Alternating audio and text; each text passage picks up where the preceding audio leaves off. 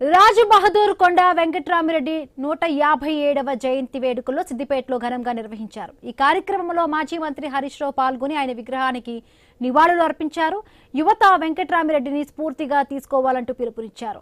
Oil form లో పాపిరెడ్డి అద్భుతాలు సృష్టిస్తున్నారని, నిరుపేదల విద్య కోసం ఆలోచించిన గొప్ప వ్యక్తి అంటూ కొనియాడారు. ఇట్లా కొంతమంది సీనియర్లు ఒక రెడ్డి సంఘాన్ని ఏర్పాటు చేయాలి అనేటువంటి ఒక ఆలోచనతో నా దగ్గర రావడం జరిగింది. సో వారి ఆలోచనతోనే ఇది ప్రారంభం చేసుకొని ఇవాళ ఒక రూపానికి ఇది వచ్చిందంటే డెఫినెట్గా వారి కృషిని ఈ సందర్భంగా మనం గుర్తు చేసుకోవాల్సిన అవసరం ఉంది. ముందు గౌరవ అధ్యక్షులుగా జయపాలన్ నుండే, బిల్డింగ్ పూర్తి చేసిన తర్వాత మా ముఖ్య సత్యనారాయణ రెడ్డి గారు మొదటి అధ్యక్షులుగా వారు దీన్ని పట్టించుకొని పైకి తీసుకురావడానికి వారు కూడా బాగా కష్టపడ్డారు. సరే, ఇప్పుడు తిరుమల రెడ్డి గారి ఆధ్వర్యంలో చక్కగా మరి కొత్త బాడీ బాగా పనిచేస్తా ఉన్నారు. వారికి కూడా నా బాడీ సంఘ సభ్యులందరికీ నా శుభాకాంక్షలు తెలియజేస్తా ఉన్నాను. ముఖ్యంగా ఈరోజు రాజ్ బహదూర్ వెంకట్రామరెడ్డి గారి విగ్రహాన్ని వారి 157వ జన్మదిన సందర్భంగా ఏర్పాటు చేసుకొని ప్రారంభించుకోవడం చాలా సంతోషం. మీ అందరికీ కూడా వారి 157వ జన్మదిన సందర్భంగా శుభాకాంక్షలు తెలియజేస్తా ఉన్నాను. మిత్రులారా, రాజ్ బహదూర్ వెంకట్రామరెడ్డి గారిలో ముఖ్యంగా ఈ తరం యువత నేర్చుకోవాల్సిన అవసరం ఉంది. ఆయన రాజ్ బహదూర్ వెంకట్రామరెడ్డి గారు ఆయన గొప్పతనం ఏంటంటే, ఆయన జీవితం సారాంశాన్ని మనం నేర్చుకోవాల్సింది ఏంటంటే, తాను పైకి రావడంతో పాటు ఇంకొకరిని పైకి తీసుకురావడము అనేటువంటిది రాజ్ బహదూర్ వెంకట్రామరెడ్డి గారి జీవిత సారాంశం. ఒక వ్యక్తి పైకి రావడం గొప్పతనం కాదు, తనతో పాటు మరో 10 మందిని పైకి తీసుకురావడమే అది ఆ వ్యక్తి యొక్క గొప్పతనాన్ని సూచిస్తుంది. దానికి సరి అయిన ఉదాహరణ ఎవరు అంటే రాజ్ బహదూర్ వెంకట్రామరెడ్డి గారు. ఆయన హైదరాబాద్ కోత్వాల్గా పోలీస్ కమిషనర్గా ఉంటూ పిల్లల చదువుల కోసం ఆలోచించి ఆ రోజుల్లో ఒక రెడ్డి హాస్టల్ని ఏర్పాటు చేయడం, మరీ ముఖ్యంగా ఆడపిల్లల కోసం కూడా ఒక హాస్టల్ను పెట్టి ఆడపిల్లలు కూడా చదువుకోవాలని ఆలోచన చేసినటువంటి ఒక దూరదృష్టి ఉన్నటువంటి వ్యక్తి రాజ్ బహదూర్ వెంకట్రామరెడ్డి గారు.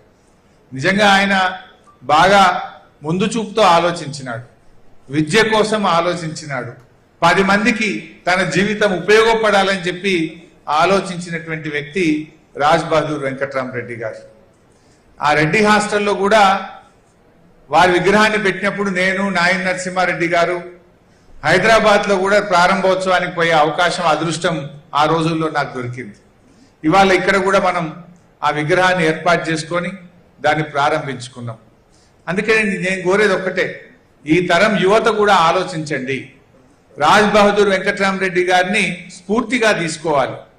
నేను పైకి రావడం గొప్ప అనుకోలేదు, తనతో పాటు 10 మంది పైకి రావాలి అని సమాజం కోసం ఆలోచించిండు, ముందు చూపుతో ఆలోచించిండు, దూరదృష్టితో పనిచేసిండు. కనుకనే ఇవాళ ఆయనను మనందరం కూడా తలుచుకుంటా ఉన్నాం.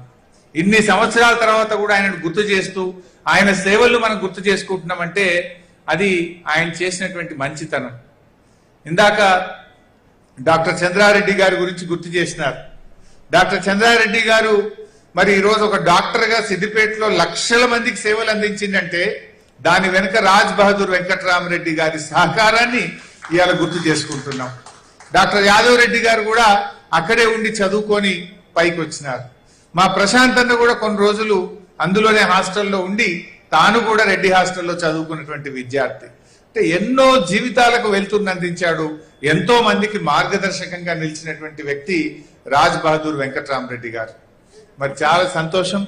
అదే స్ఫూర్తితోని మరి ఇక్కడ కూడా 2-3 ప్రతిపాదనలు మొన్న మా మాణిక్యన్న కలిసినప్పుడు చెప్తా ఉండే.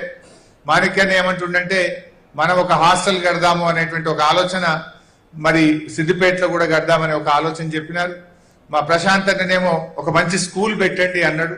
మరి స్కూల్ బాగుంటుందా, హాస్టల్ బాగుంటుందా, అందరు కలిసి మీరు కమిటీ ఆలోచన చేసి నిర్ణయం తీసుకోండి. ఏదైనా సరే తప్పకుండా దాన్ని ముందుకు తీసుకుపోయే ప్రయత్నం చేద్దాం. దానికి నా సహకారం కూడా అందిస్తాను.